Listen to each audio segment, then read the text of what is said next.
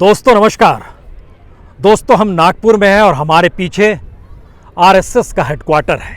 RSS की पहचान जिस भी रूप में आपके साथ जुड़ जाए, लेकिन आज जब देश के भीतर में किसान आंदोलन चल रहा है, मजदूरों को लेकर कहीं ना कहीं जो कानून केंद्र बना रहा है उसको लेकर सवाल है, तो ऐसे में हमें लगता है कि आज आरएसएस के एक ऐसे सफ़र पर आपको लिए चलते हैं जिसके ज़रिए आप समझ पाएंगे कि आखिर क्यों केंद्र में बैठी बीजेपी सत्ता को लगता है कि आरएसएस उसके साथ खड़ी है, और आरएसएस को लगता है कि अगर बीजेपी की सत्ता है तो फिर किसी भी दृष्टि से जो संघ ने सोचा है वही शायद इस देश के भीतर में नीतियों के तौर पर उभर कर आएगा। खास तौर से आरएसएस से जुड़े 3 संगठन, जिसमें पहला संगठन भारतीय मजदूर संघ, यह 1955 में बना था। बनाने वाले शख्स दत्तोपंत ठेंगड़ी। उसके बाद याद कीजिए 1978 पहली बार भारतीय किसान संघ के बारे में सोचा गया, और उसके बाद याद कीजिए 1991 स्वदेशी जागरण मंच। इसके बारे में भी किसने सोचा? दत्तोपंत ठेंगड़ी ने ही सोचा। दरअसल दत्तोपंत ठेंगड़ी की सोच बहुत साफ थी, भारत में स्वदेशीकरण होना चाहिए। भारत का किसान अगर खेती करता है तो वह इस रूप में इस मिट्टी से जुड़ा हुआ नजर आना चाहिए जिसमें खेती वह स्वयं के लिए कर रहा है और खेती के जरिए देश की पहचान है। और इसी के समानांतर भारतीय मजदूर संघ को विकसित किया गया, और ये तीनों संगठन जिस रूप में भारत में काम करते रहे उसमें कई सवाल मौजूदा वक्त में एक साथ खड़े किए हैं। क्या ये सवाल है कि ये तीनों संगठन जो सोचते हैं भारत सरकार उससे हटकर सोचती है? क्या ये सवाल है इन तीनों संगठनों की ज़रूरत आज इस देश के मुद्दों के साथ नहीं है? क्या ये सवाल है कि आरएसएस को समझने के लिए जब आप नागपुर में खड़े होते हैं तो जो दृष्टि दिल्ली से दिखाई देती है वह दृष्टि सच नहीं है? या फिर एक नया सवाल है कि आरएसएस ने जिस हिंदुइज्म को लेकर एक आंदोलन की तर्ज पे भारत को देखना शुरू किया, पहली बार किसान आंदोलन उसे न सिर्फ चुनौती दे रहा है बल्कि हिंदुत्व को लेकर जो सोच राष्ट्रीयता के साथ जोड़ते हुए आरएसएस ने चाहा कि पूरे देश में उसका विस्तार हो जाए, पहली बार उसको चुनौती धरती पुत्र किसान ही देने लगा है। और परिभाषा भारत की किस रूप में कैसी रहेगी यह शायद बदलने लगी है। दरअसल आप नागपुर में आकर यहाँ के स्वयंसेवकों के बीच बैठकर इस बात को समझ सकते हैं कि दरअसल आरएसएस की दृष्टि इस देश में किसान आंदोलन को लेकर क्या है, मजदूरों को लेकर क्या है, और ख़ास तौर से मोदी सरकार अगर जिन नीतियों को लेकर अपने अड़ियल रुख पर कायम है उसके पीछे वजह क्या है। आरएसएस का बहुत साफ मानना है कि किसी भी हालत में जो किसानों का आंदोलन चल रहा है यह समूचे देश का आंदोलन नहीं है, यह सिर्फ पंजाब तक सीमित आंदोलन है, इसका देश से लेना देना कुछ भी नहीं है। आरएसएस के भीतर एक सवाल है कि जिन राज्यों में चुनाव होने हैं उन राज्यों में किसानों को लेकर कोई आंदोलन नहीं है, वो सिर्फ चंद राज्यों में सिमटा हुआ आंदोलन है और राजनीतिक चुनाव में इसका असर नहीं पड़ेगा। आरएसएस का बहुत साफ मानना है कि कानून वापस सरकार कैसे ले ले। कानून वापस ले लेगी तो कल को कोई भी कहेगा कि दरअसल कोई कायदा नहीं मानते, आपको इसे वापस लेना होगा अन्यथा हम आंदोलन कर देंगे। ये आरएसएस का बहुत साफ मानना है। चौथी बात जो आरएसएस मान रही है उसका कहना है कि मंडी के भरोसे अब भारत सरकार को नहीं रहना चाहिए, जिससे कि किसानों की आय दुगनी करने का जो वादा किया गया था वो वादा दरअसल पूरा हो ही नहीं पाएगा अगर मंडी के भरोसे रहेंगे। पांचवी बात जो आरएसएस का मानना है कि जो एफसीआई और एपीएमसी है इन दोनों के बीच में एक गठबंधन इस तरीके से है जो भ्रष्टाचार को आगे बढ़ाता है, तो इस आंदोलन का कोई मतलब नहीं है। छठी चीज, जो इनकम किसानी से होती है या जो एग्रीकल्चर से किसानी मिलती है उसमें करप्शन इतना ज़्यादा है कि वो ब्लैक मनी की कमाई हो जाती है, तो उसको भी नहीं मानना चाहिए, यानी फिर वो आंदोलन के विरोध में खड़े हैं। आठवीं चीज मानी जाती है कि जो पूरा जीएसटी और पैन नंबर तक देना पड़ता है, क्योंकि फार्मर की आय अगर टैक्स फ्री होगी तो उसके लिए उसको बिल दिखाना पड़ता है, और एपीएमसी और एफसीआई के बिल्स जो हैं वो कहीं ना कहीं किसी ना किसी रूप में वह उन व्यापारी और किसानों के हक में हो जाते हैं जो उसके ज़रिए ब्लैक मनी बना लेते हैं। यह भी आरएसएस मान रही है। और इतना ही नहीं, जो आखिरी बात माना जा रहा है उसमें आरएसएस का बड़ा साफ मानना है कि हमने जो सोचा था एग्रीकल्चर को लेकर, उस एग्रीकल्चर की भूमिका मौजूदा वक्त में अब वो नहीं रही। जब किसान संघ माना गया था, किसान संघ को बनाया गया था 1978 में, यहीं से पहली बार एक सवाल खड़ा हो रहा है कि जिन बातों को क्या आरएसएस ने अलग अलग संगठनों के जरिए सोचा, अब मौजूदा वक्त में उसकी कोई जरूरत नहीं है क्या? यह एक सवाल है। लेकिन हमें लगता है कि आरएसएस के भीतर के उस सफर को समझिए। भारतीय किसान संघ 1978 मार्च का ही महीना था। 13 मार्च को दत्तोपंत ठेंगड़ी ने सोचा, राजस्थान में इसकी सभा हुई और 4 मार्च 1979 को राजस्थान के कोटा में पहली बार सभा की गई और इसके बाद किसान संघ ने इस देश में काम करना शुरू किया। किसान संघ ने अपने पूरे सफर के दौरान राजनीतिक तौर पर अलग अलग सियासत के खिलाफ आंदोलन भी शुरू किए और उसका बहुत साफ मानना था, बिजली का मसला हो, खाद का मसला हो, बीज का मसला हो, लेकिन किसान संघ किसानों के साथ खड़ा रहेगा, राजनीतिक सत्ता के साथ कतई खड़ा नहीं होगा। और इसके लिए पहला आंदोलन 26 जनवरी 1981 को हैदराबाद विधानसभा को घेरा गया था। उसके बाद 1985 में राजस्थान की विधानसभा को किसान संघ ने ही घेरा था और उसके बाद 87 में याद कीजिए गुजरात विधानसभा को घेरा गया था। उस वक्त 4 लाख लोग एक साथ जमा हो गए थे और उस समय गुजरात विधानसभा को जब किसान संघ ने घेरा तो बीजेपी ने उसका साथ दिया था। इसलिए दिया था क्योंकि उस समय शेतकरी संगठन चलाने वाले शरद जोशी का प्रभाव कहीं किसी रूप में गुजरात की राजनीति में ना पड़ जाए, तो बीजेपी किसान संघ के साथ आकर खड़ी हो गई थी।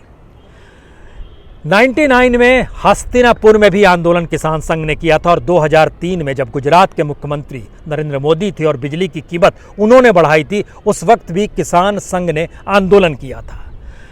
लेकिन 2003-04 के बाद भारतीय राजनीति में जब मनमोहन सिंह की राजनीतिक सत्ता या कांग्रेस की सत्ता दिल्ली में आती है, या उससे पहले अटल बिहारी वाजपेयी की जो सत्ता थी दिल्ली में, अगर उस पीरियड को याद कीजिएगा तो संघ की भूमिका उस पीरियड में जो थी आज के पीरियड में बिल्कुल अलग है। संघ जो किसानों को लेकर सोच रहा है वो पहली बार इस मौजूदा वक्त में मोदी सरकार के साथ खड़ा है। अटल बिहारी वाजपेयी के साथ कभी नहीं खड़ा था। उस समय सुदर्शन हुआ करते थे सरसंघ चालक, उन्होंने विरोध किया था 3 मुद्दों को लेकर। स्वदेशीकरण का मुद्दा था, एफडीआई जिस रूप में आ रही है, फॉरेन इन्वेस्टमेंट हो रहा है, उसका विरोध किया गया था और इसके साथ ही जो निजीकरण था उसका भी विरोध किया गया था। लेकिन आज तीनों मुद्दे पर संघ कहीं ना कहीं सरकार के साथ खड़ा है। अब यहां से सबसे बड़ा सवाल यह है कि क्या वाकई किसान आंदोलन और सरकार के बीच जो टकराव बढ़ते चला जाएगा उसमें आने वाले वक्त में संघ की कोई भूमिका रहेगी या नहीं रहेगी, या वो सिर्फ सरकार के साथ खड़ा होगा, मोदी सत्ता के साथ खड़ा होगा।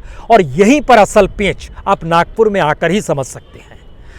संघ अपने तौर पर मान रहा है कि आंदोलन को एक जगह मिलनी चाहिए। संघ अपने तौर पर मान रहा है कि आंदोलन बहुत लंबा अगर खिंच जाएगा तो ये सत्ता अनुकूल नहीं रहेगा। संघ अपने तौर पर मान रहा है कि अगर इस आंदोलन में अलग अलग प्रांत के किसान जुड़ते चले गए तो जो देश के 301 जिलों में किसान संघ फैला हुआ है, लगभग 250 से ज़्यादा जिलों में भारतीय मजदूर संघ की पहल है और स्वदेशी जागरण मंच ने भी अपने तौर पर एक जगह बनाई है। ये तीनों की मौजूदगी धीरे धीरे उस सामाजिक और राजनीतिक परिप्रेक्ष्य से बाहर हो जाएगी। तो क्या ये माना जाए कि संघ दरअसल उस कंट्रडिक्शंस या उस अंतर्विरोध को अपना रहा है, जिस अंतर्विरोध को भीतर उसको सरकार के साथ भी खड़े रहना है और कहीं ना कहीं किसी न किसी रूप में उसको अपनी विचारधारा को हिंदुत्व के आश्रय भी जोड़ना है। आरएसएस को समझने के लिए जब यहाँ के स्वयंसेवकों के बीच जाइएगा और उनसे ये सवाल कीजिएगा आप कि क्या किसान आंदोलन को संघ अपने अस्तित्व के लिए खतरा तो नहीं मान रहा है, यहाँ पर बड़ा आपको रोचक जवाब मिलेगा। उनका कहना है कि संघ की महत्ता हिंदुत्व के साथ जुड़ी हुई है और हिंदुत्व जो है उसके दायरे में किसान खुद ब खुद आ जाता है। सवाल सबसे बड़ा यही हो चला है कि किसान के दायरे में धरती पुत्र है, किसान के दायरे में राष्ट्रीयता का वो अभिन्न परिभाषा है जिसके दायरे में हिंदुत्व भी समा जाता है, क्योंकि किसानों को आप हिंदुत्व या किसी दूसरी एस्पेक्ट में बांट नहीं सकते हैं।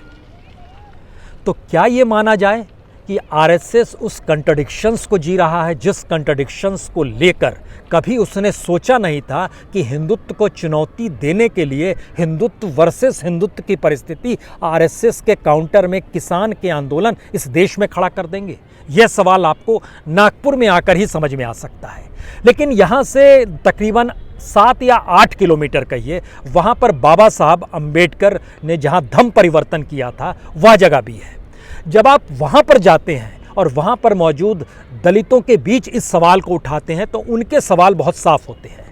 पहली बार दलितों के भीतर ये सवाल है कि वो बहुत साफ कहते हैं कि बाबा साहब ने तो हमें हिंदुत्व के साथ कतई खड़ा नहीं किया था। उनका तो बहुत साफ मानना था कि दलितों को एक्सप्लॉइट कहीं ना कहीं ब्राह्मणवाद ने किया है, कहीं ना कहीं किसी ना किसी रूप में वर्ण की स्थापना जो थी उसके जरिए हुआ है। और किसानों के आंदोलन को लेकर उनका नज़रिया जो निकल कर आता है वह आरएसएस के ठीक 36 के आंकड़े के साथ खड़ा है। यानी नागपुर शहर जहां पे बाबा साहब अम्बेडकर की मौजूदगी का एहसास, नागपुर क्षेत्र जहां पे आरएसएस की मौजूदगी का एहसास, और इन दोनों के बीच में देश के वह मुद्दे जो पहली बार अंतर्राष्ट्रीय तौर पर प्रभावित कर रहे हैं। और यह भी एक सवाल है, ना सिर्फ अमेरिका, ना सिर्फ ऑस्ट्रेलिया, ना सिर्फ कनाडा, बल्कि दुनिया के अलग अलग हिस्सों में हिंदू स्वयंसेवक संघ के तौर पर बड़ी तादाद में स्वयंसेवकों की मौजूदगी है। और दुनिया भर में जो सवाल भारत के आंदोलन को लेकर खड़े हो रहे हैं, उन सवालों का जवाब हिंदू स्वयंसेवक संघ अंतर्राष्ट्रीय मंच पर किस रूप में दे, यह भी उसके सामने एक सवाल है। और शायद इन सवालों के अक्स तले जो सबसे बड़ा सवाल है, क्या आने वाले वक्त में आरएसएस की मौजूदगी कहीं बीजेपी के लिए, जो हमेशा राजनीतिक तौर पर एक जमीन बनाने का काम करती थी, अगर उसे ही हाशिए पर ढकेल दिया भारतीय सामाजिक राजनीतिक परिस्थितियों ने, तब फिर आरएसएस की मौजूदगी का मतलब क्या होगा? तो क्या राजनीतिक तौर पर अब मोदी की सत्ता को संघ के उस विस्तार की जरूरत नहीं है? दूसरा सवाल, अगर बीजेपी की सत्ता नहीं है तो संघ का विस्तार कैसे होगा? ये दोनों सवाल कहीं ना कहीं अभी तक उस अंतर्विरोध को उभारते थे, जिसमें लगता ऐसा था कि आरएसएस को बीजेपी की जरूरत है, बीजेपी को आरएसएस की जरूरत है। सरल शब्दों में, सत्ता को संघ की जरूरत है, संघ को सत्ता की जरूरत है।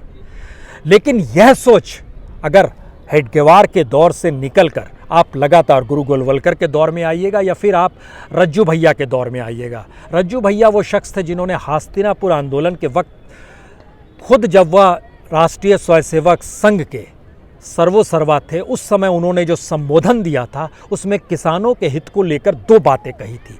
उन्होंने बहुत साफ तौर पर हिंदुत्व के एस्पेक्ट से किसानों को जोड़ा था और कहा था कि किसान ही सही मायने में हिंदुत्व की स्थितियों को इसलिए ढोता है क्योंकि वो धरती पुत्र है।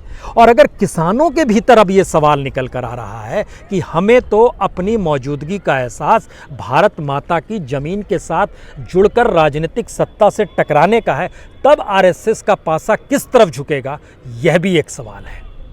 तो यहाँ पर खड़े होकर हम 3 सवाल सीधे तौर पर आपके साथ चर्चा कर सकते हैं। पहला सवाल, क्या सत्ता और संघ के अंतर्विरोध आने वाले वक्त में खुलकर किसान आंदोलन उभार देगा? दूसरा सवाल, क्या ये किसान आंदोलन की एक बड़ी सीमित उम्र है, आने वाले वक्त में किसान आंदोलन खुद ब खुद खत्म हो जाएगा? तब आरएसएस उस हिंदुत्व के पाठ को नए सिरे से इस देश में पढ़ाना शुरू करेगी। और तीसरा सवाल, जो संघ को भी लगता है, जो बीजेपी को भी लगता है कि अब जिन 4-5 राज्यों के विधानसभा के चुनाव होने हैं, उन चुनावों में अगर चुनाव परिणाम बीजेपी के अनुकूल होते हैं तो फिर ऐसे आंदोलनों का मतलब ही क्या है?